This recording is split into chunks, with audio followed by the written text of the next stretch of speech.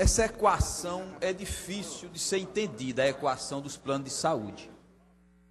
Quem é do plano que paga, deputado Cirilo, vive insatisfeito pelas cobranças sempre sendo majoradas acima da inflação. Portanto, há uma insatisfação dos que estão dentro dos planos de saúde. Há uma insatisfação daqueles que trabalham para os planos e que não têm os seus procedimentos remunerados na mesma proporção que é cobrado do usuário. Ou seja, o médico insatisfeito porque o seu pagamento está aquém do que é cobrado ao usuário. Os donos de hospitais vivem com a mão na cabeça porque os hospitais estão aí em fase falimentar, porque esses planos de saúde não contemplam também os procedimentos. Deputado Cirilo, tem hospital aqui, conveniado, deputado Fernando Hugo, que está prestes a cerrar as portas, porque não aguenta mais. O SUS, que é extraordinário programa de saúde do governo federal, da União, infelizmente os procedimentos são muito mal pagos. Quando vai para os planos de saúde, mal pagos. Resultado, o último hospital a ser construído no Ceará, vocês lembram bem qual é? Monte Clínico. Há quanto tempo esse hospital não foi construído e inaugurado? Há mais de 10 anos, ou 12 ou 15 anos. Nenhum empresário mais se habilitou a ter uma rede hospitalar, a fazer um hospital, porque é uma área extremamente difícil de sobreviver, porque ela está dando, deputado Fernando Hugo, prejuízo aos que empreendem. E fica a população, obviamente, numa insegurança, porque muitas vezes não tem sequer vaga nas unidades particulares. Portanto, quero me congratular com Vossa Excelência e dizer que estaremos apoiando a audiência pública que Vossa Excelência solicitou para debater este importante tema. Parabéns, deputado. Senhor presidente, deputado Manuel Duca, senhores deputados, deputadas, quero aqui me congratular com os agentes penitenciários que estão aqui nas galerias e com a Polícia Civil que estava em greve, que a Justiça determinou a ilegalidade, lamentavelmente. Senhor presidente, antes de entrar no meu pronunciamento, tem um projeto de lei da mesa diretora que revoga o artigo 16 da Lei 12.075, de 93. E eu quero manifestar aqui publicamente a minha preocupação, porque o que diz o artigo 16 é o que está na Constituição brasileira, mas não custa nada estar na própria lei estadual. O artigo 16 diz: o ingresso na carreira por nomeação dá-se-á na referência inicial na classe respectiva após aprovação em concurso público. Eu não sei qual o entendimento da mesa de revogar esse artigo. E eu já estou aqui suscitando uma preocupação e, obviamente, que estou tornando pública para que a mesa diretora, então, no momento próprio, a prazo determinado, possa nos explicar por que a revogação desse artigo que trata do concurso público para nomeação de servidores aqui na Assembleia, obviamente que como a própria expressão diz, na referência inicial na classe respectiva, que é como deva ser. Portanto, eu não estou entendendo a revogação dessa matéria, já aqui manifesta a minha preocupação e a presidência certamente fará as devidas explicações a nós todos. Senhor presidente, deputado Manuel Duca da Silveira, a Constituição brasileira, ela diz no seu artigo 37 que a administração pública se rege pelos princípios da legalidade, da impessoalidade, da moralidade, da publicidade e da eficiência. Isso é o que rege, o que norteia, o que obriga todos os administradores do mais insignificante, se é essa a expressão, do menor município brasileiro até a presidência da República. É isso que norteia, que obriga as administrações públicas a se enquadrarem dentro desse artigo constitucional. E eu tenho acompanhado, e aqui vai uma manifestação elogiosa, toda especial, porque eu tenho acompanhado nos jornais, e está aqui no Jornal Diário, no Jornal Povo, Jornal Estado, que o IPES já vem lançando isso sistematicamente, se não me falha a memória, já é a 10ª publicação, onde o IPES publica, deputado Cirilo Pimenta, os dados socioeconômicos do Estado do Ceará por setores. O anterior ao que eu vou falar, era justamente dizendo que a renda domiciliar do Ceará é a 4ª pior do país. Veja bem, é uma manifestação de transparência da publicização dos dados, e que isso serve de matéria não só para se criticar, obviamente, que a minha função aqui é de criticar, de cobrar, mas de reconhecer que com esses dados, mesmo sendo dados vergonhosos, e obviamente que o Estado do Ceará avança, mas avança ainda e tem que avançar muito, mas são dados, portanto, são dados pelo próprio governo, para que a sociedade possa tomar conhecimento. E o IPES,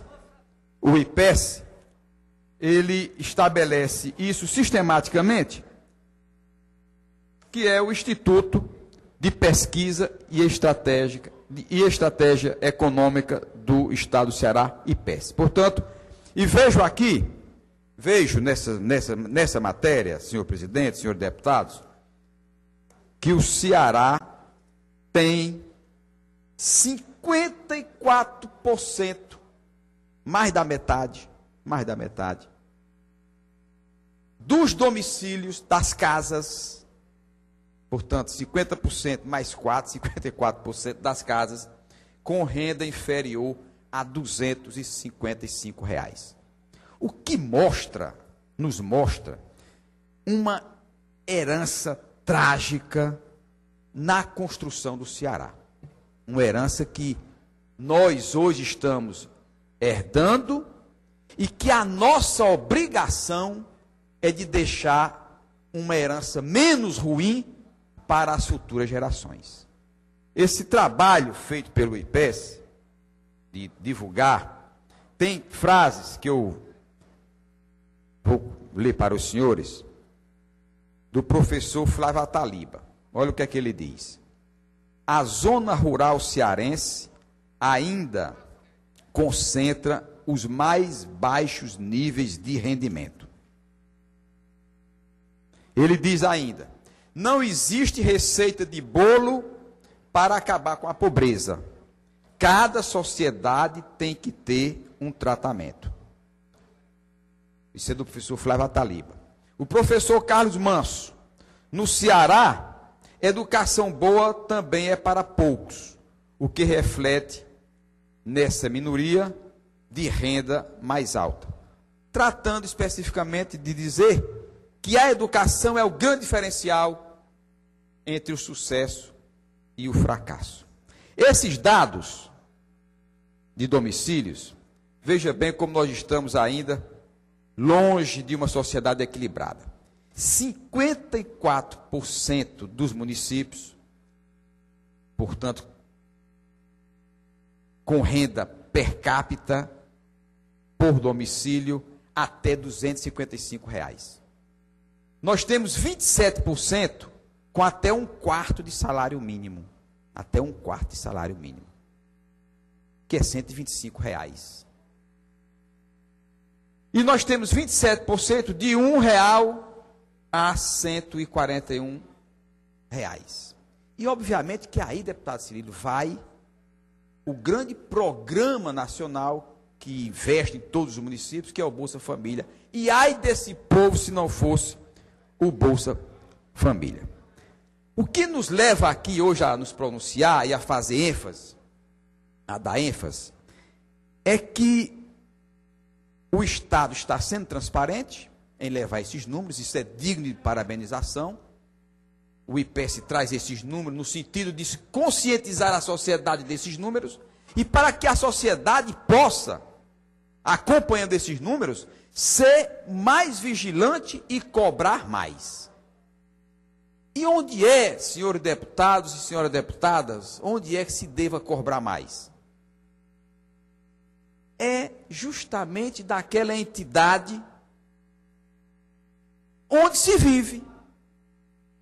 Eu tenho dito sempre aqui, deputado Antônio Carlos, que o cidadão, ele não mora no mundo, no Brasil, nem no Ceará, ele mora no município.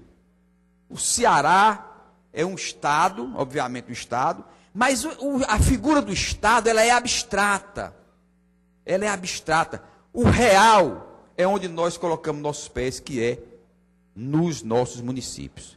E a responsabilidade por esses dados, deputado Cirilo, o maior responsável, ou pelo sucesso ou pelo fracasso, é justamente o gestor municipal, que são muito pouco fiscalizados nos seus atos, porque tem câmaras submetidas, submissas, e esses prefeitos, na sua grande maioria, e aqui eu não quero generalizar, eles terminam por ter péssimas gestões, porque não tem fiscalização, e porque a sociedade também não cobra. Basta dizer que há poucos dias, as matérias que passaram a vigorar na nossa imprensa, era justamente dando ciência que 80 prefeituras, depois vem uma correção baixando para 80 menos 18, porque 18 não estavam no mesmo esquema, mas que dessas 80 menos 18 prefeituras, tinham esquema de corrupção, com apenas um empresário, com vários crimes sendo apurados contra ele, sete crimes tipificados, formação de quadrilha, desvio de dinheiro público, peculato, falsidade ideológica, 7 crimes. Esse empresário, que ele diz uma verdade, que não existe apenas um Moraizinho, que é o empresário Moraes Filho, não existe apenas um no Ceará, existe 1000.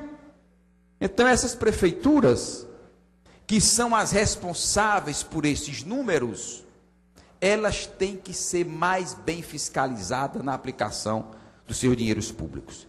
Porque nós não podemos permitir que a escola pública desses municípios tenham a péssima qualidade que se encontra essas escolas públicas, deputado Manuel Duca. A escola pública brasileira é uma tragédia, mas é porque a escola pública brasileira é dos municípios. E ela não tem qualquer qualidade para fazer o sucesso dos que adentram a ela, com raríssimas exceções. Porque nós sabemos que tem pessoas que vêm da escola pública e que conseguem galgar sucesso, mas isto é uma minoria. Uma minoria. Nós, Assembleia Legislativa, e isso eu vou passar agora a fazer este papel, os deputados estaduais, a Comissão de Fiscalização e Controle deste poder, tem a obrigação legal de fiscalizar todos os recursos que são transferidos para os municípios, através das transferências voluntárias, transferência de convênios, tudo que é repassado pelo governo do Estado aos municípios, a Comissão de Fiscalização tem a obrigação de fiscalizar a boa aplicação de cada um desses recursos. E a Assembleia, e eu fiz esse comentário semana passada e reforço aqui, a Assembleia não tem, senhores deputados, um contrato encaminhado para esta comissão pelo governo do Estado, de um contrato ou dos números que são transferidos do Estado para esses municípios. E cabe a nós fazer essa fiscalização. Porque, deputado Manuel Duca, a preocupação da Assembleia e do governo deve existir na boa aplicação desses recursos, daí a legislação determinar que a comissão faça essa fiscalização, é porque, embora o município seja o fracassado, por exemplo, na área educacional, mas para o grande contexto, o que figura é que a educação no Ceará não presta. Quando a educação, para ser boa, ela tem que se iniciar boa no ensino fundamental, como o próprio nome diz. Ensino fundamental. Por que o nome é este? É porque é fundamental que o ensino primário seja de qualidade. Aí eu pergunto aqui aos senhores e às senhoras, o aluno, por exemplo, lá de Aiuaba, estou escolhendo aqui pelo A, Aiuaba. Mas vou escolher o do município S, lá de Salitre. Será que é justo que o município, o cidadão que nasce no município de Salitre, o menino que nasce no município de Salitre, seja já inicialmente condenado ao fracasso, em comparação com os que estudam em escola particular, como os nossos estudam, porque a escola pública dada pelo senhor prefeito não presta? É justo que um cidadão que nasce lá em Aiuaba, lá no Icó, lá em Jaguaretama, lá em Juazeiro, onde for, é justo que esse menino, ao nascer, ao frequentar a escola pública, ele já esteja condenado ao fracasso em relação aos que fazem aos que estão na escola particular, porque a escola municipal não tem qualidade. Escola essa dotada de recursos para ter a qualidade. Porque os senhores prefeitos, na sua grande maioria, tem exceções, eu me obrigo a dizer que tem, porque os senhores prefeitos não tratam com a devida responsabilidade de dar àqueles munícipes a escola que eles têm direito, que é a escola pública de qualidade de tempo integral. É por isso que o PDT defende a federalização da escola primária, da escola fundamental. Como é, por exemplo, o deputado Cristóvão Buarque faz muito isso, a exemplificação. Banco do Brasil. Banco do Brasil. O Banco do Brasil tem a mesma eficiência em Brasília e tem a mesma eficiência em Salitre. Porque é a União, é o ente federativo, é o Brasil que tem o Banco do Brasil para ter eficiência em qualquer canto do Brasil.